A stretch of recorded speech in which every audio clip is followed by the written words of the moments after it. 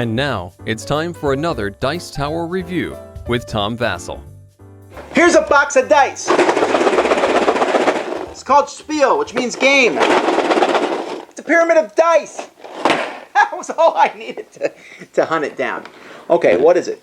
The Spiel is a board game that is essentially a game system. It comes with, I don't know, there's a ton of dice in here. 120 dice. 120 dice that you can use in various ways to play multitudes of different games. Let me show you a little bit about it. I'm not going to explain through all the games a little bit. This is kind of more of a brief overview than a review of this, but I want to show it to you to see if you might be interested in picking it up.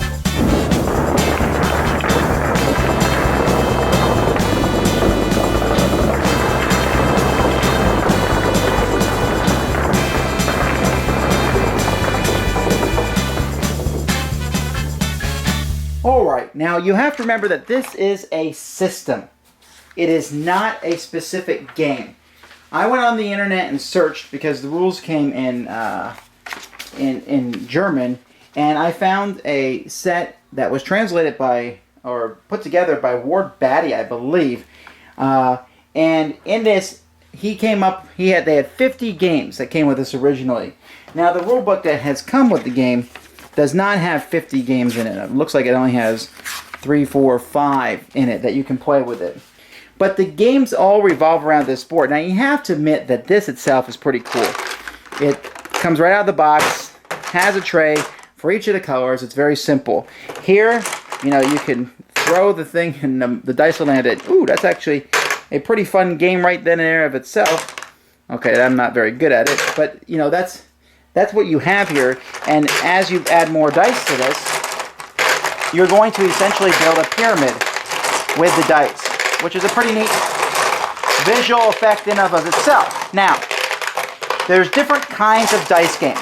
Some of them involve you starting out with a pyramid and then deconstructing it, taking dice off. Others involve building a pyramid, but you can only put certain dice down in different spots.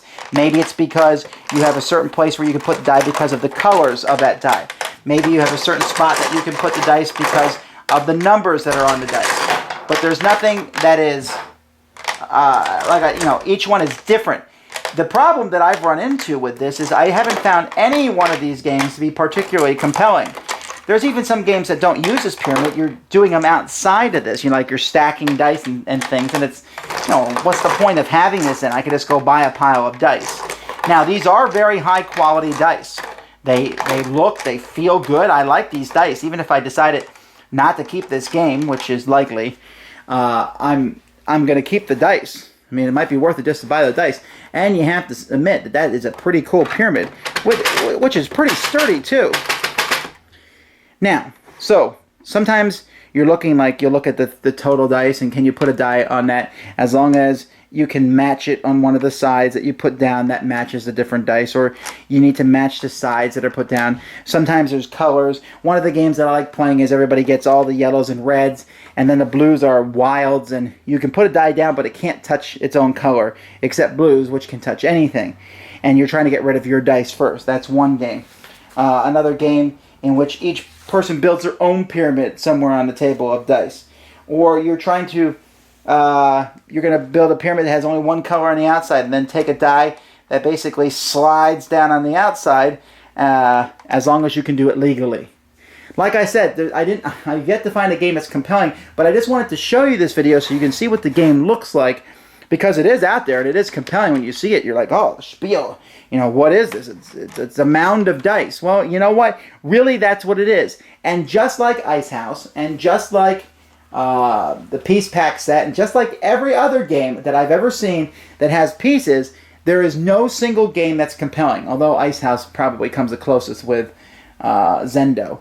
But, but still, it's a lot of dice. I like a lot of dice. So it's up to you. If you find it interesting, if you get this, you're going to have to go hunt down the English rules, but they're found on Board Game Geek. You can print them out and look at the 50 different games and keep going through. I have not gone through all 50, I'll be honest, but I have gone through many of them and read the rules, and have yet to find one that I thought was really that interesting. Well, the ones I find the most interesting are the ones that allow you to build on the pyramid. I wish there was more, demolition, dexterity games or something. But it's just a sturdy pyramid, so it doesn't really bode well for dexterity. Well, anyway, that's the Spiel. The Spiel, if you're interested in getting that, you really won't go too wrong in getting it, though, because, hey, look how much dice you get, and that's pretty cool.